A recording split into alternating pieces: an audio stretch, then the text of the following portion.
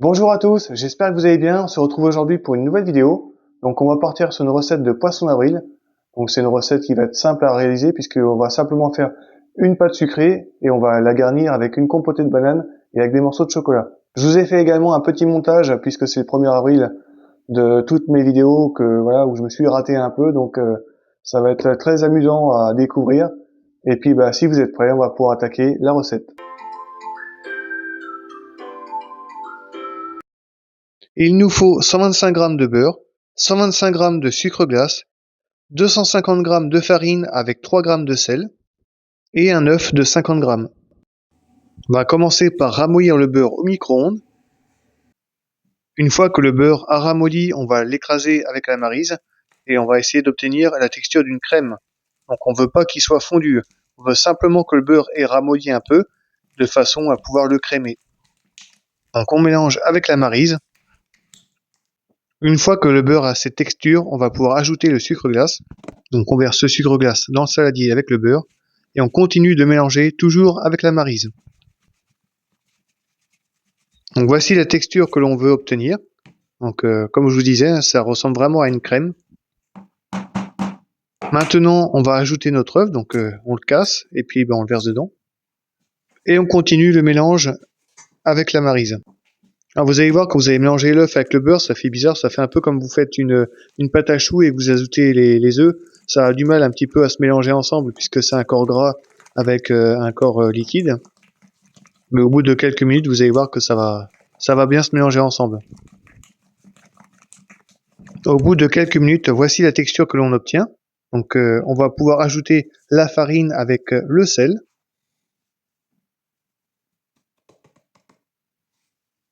Et on continue toujours de mélanger avec la maryse.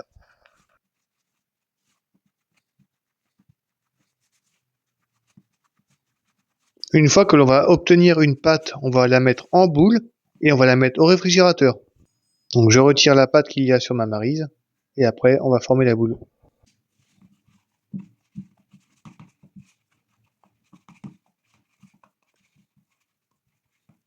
Je la couvre avec un film étirable et ensuite on va mettre notre pâte au réfrigérateur pendant à peu près 1 heure. Pendant ce temps, la pâte elle va durcir et une fois qu'elle aura durci, on pourra la sortir du frigo et on pourra l'étaler. Au bout d'1 heure, la pâte elle a refroidi, on va pouvoir l'étaler. Alors ce qu'on va faire, c'est qu'on va travailler un petit peu la pâte de façon à la rendre un petit peu plus molle. Comme ça, elle sera plus facile à étaler. J'en profite pour lui donner une forme ronde et on va pouvoir étaler la pâte. On farine un petit peu le plan de travail et on va découper notre morceau de pâte en deux parce qu'on va faire 2 abaisses. Donc on la découpe en deux, voilà. On va mettre une partie de côté et la deuxième, on va la bouler et on va l'étaler. Donc on va remettre un petit peu de farine sur la pâte pour éviter que ça colle au rouleau. Et c'est parti. Donc là, ce qu'on va faire, c'est qu'on veut étaler la pâte et lui donner une forme de poisson.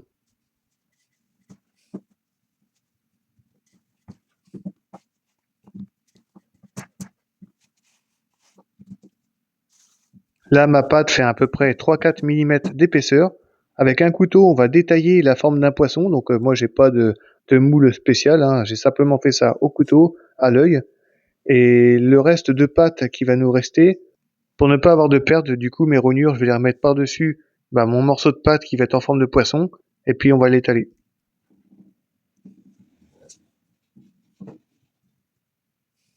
Donc j'aplatis bien mes morceaux de pâte que j'ai en trop par-dessus. Et puis on va continuer à étaler notre poisson. On n'hésite pas à fariner le plan de travail pour éviter que la pâte école. Et une fois qu'on va avoir la bonne longueur, on va pouvoir détailler une dernière fois notre poisson et ce sera bon. Donc maintenant que j'ai la bonne grandeur, je vais prendre un petit couteau et on va détailler la forme du poisson final. Après, pour la forme du poisson, vous faites vraiment comme vous voulez. Moi, j'ai fait vraiment à l'œil pour que ça ressemble le plus possible à un poisson. Et puis voilà, donc les rognures, donc le reste de pâte, on va l'ajouter à notre second morceau. Comme ça, on l'étalera après.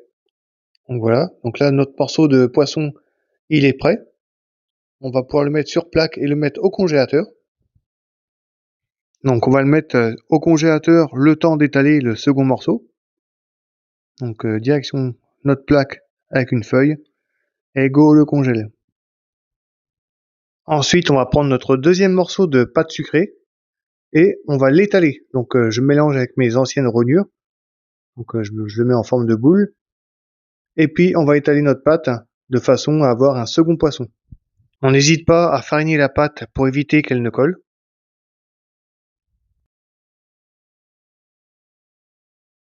Pour savoir si on a la bonne taille, il suffit d'aller chercher le poisson que l'on a mis au congélateur. Donc on va le mettre par-dessus notre pâte et on va pouvoir détailler. Comme ça, on aura exactement la même forme. On prend notre couteau et on fait tout le tour. Une fois qu'on aura enlevé toutes les rognures de pâte, on pourra les mettre de côté puisqu'elles nous serviront à faire des écailles.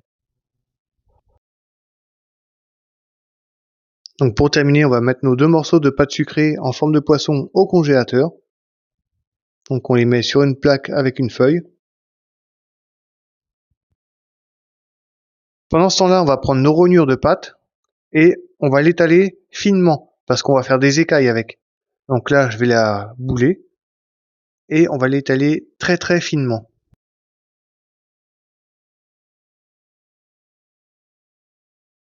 On n'oublie pas de fariner un peu si besoin la pâte.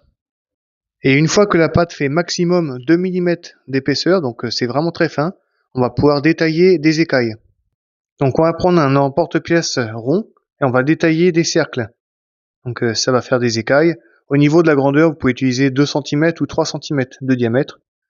Et donc on va faire toute notre pâte. Une fois que vous avez fait toute la pâte et qu'il vous reste un peu de rognure, vous remettez en boule, vous réétalez la pâte pour avoir de nouveau d'autres écailles, parce qu'il en faut quand même pas mal. On va bouler à nouveau le reste de pâte et on va recommencer à l'étaler très très finement, comme je disais tout à l'heure, maximum 2 mm, faut vraiment que ça soit très fin. Et puis on va détailler jusqu'à ce que vous n'ayez plus de pâte. Une fois qu'on a fait toutes nos écailles, on va pouvoir passer à la garniture.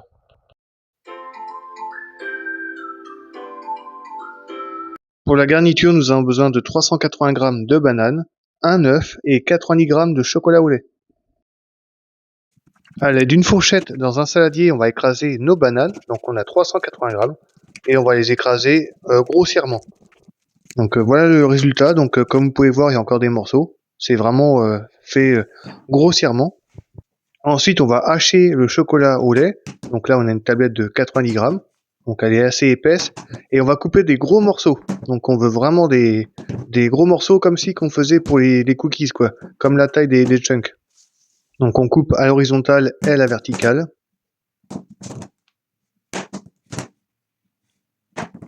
Et voilà le résultat que l'on obtient. Donc comme je vous disais, c'est des gros morceaux de chocolat.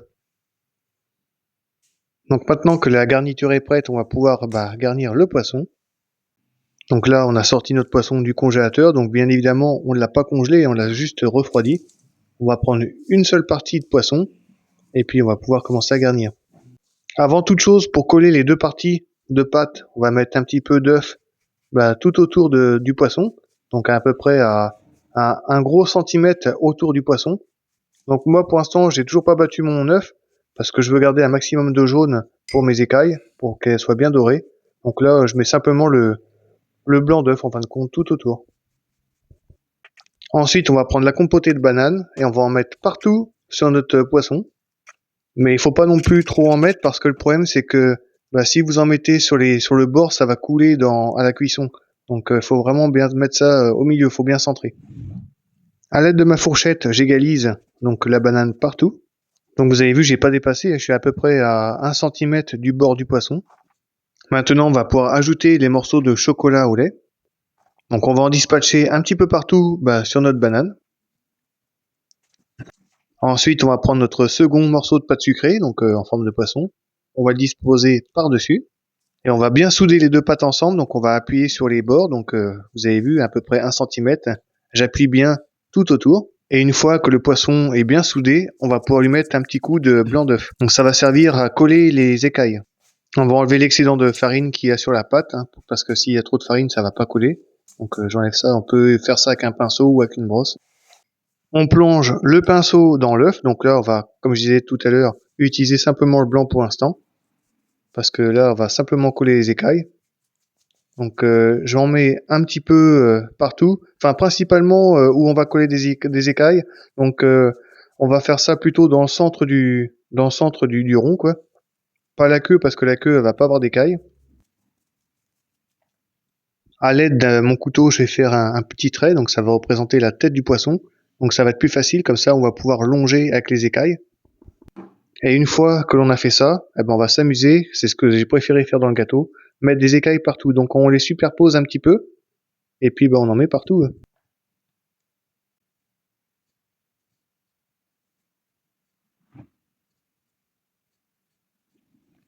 Si vous apercevez que vous avez un petit peu trop de farine sur vos écailles, bah passez un petit coup de pinceau dessus pour enlever l'excédent de farine, parce que ce sera pas joli et puis ça collera pas sur le gâteau.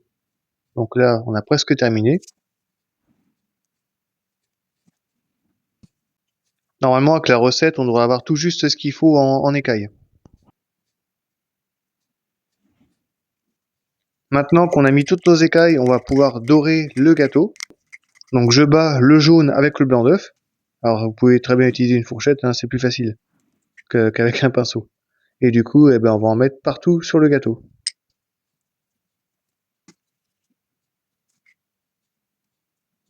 Une fois que le poisson est doré, on va pouvoir s'occuper de la queue. Donc pour la décorer, on va prendre un couteau et on va tracer des traits. Donc on va en faire tout le long.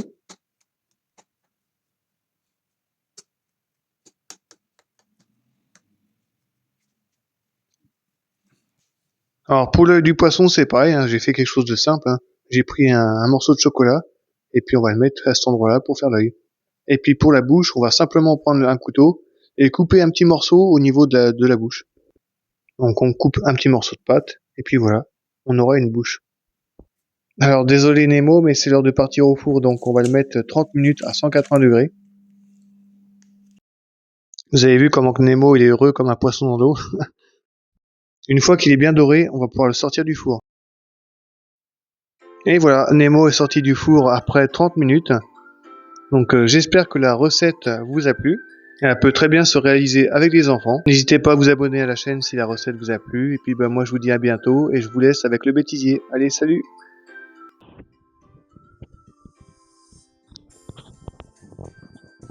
Bonjour à tous, j'espère que vous allez bien. On se retrouve aujourd'hui pour une nouvelle vidéo. Donc on va partir sur une pâte foncée. Donc recette de poisson d'avril. Puisque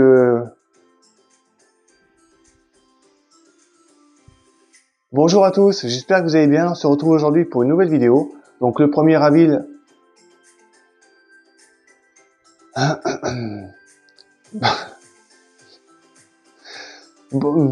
Bonjour à tous.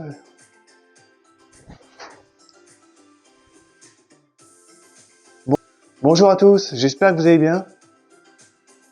Bonjour à tous, j'espère que vous allez bien. On se retrouve aujourd'hui pour une nouvelle vidéo. Donc, poisson pané.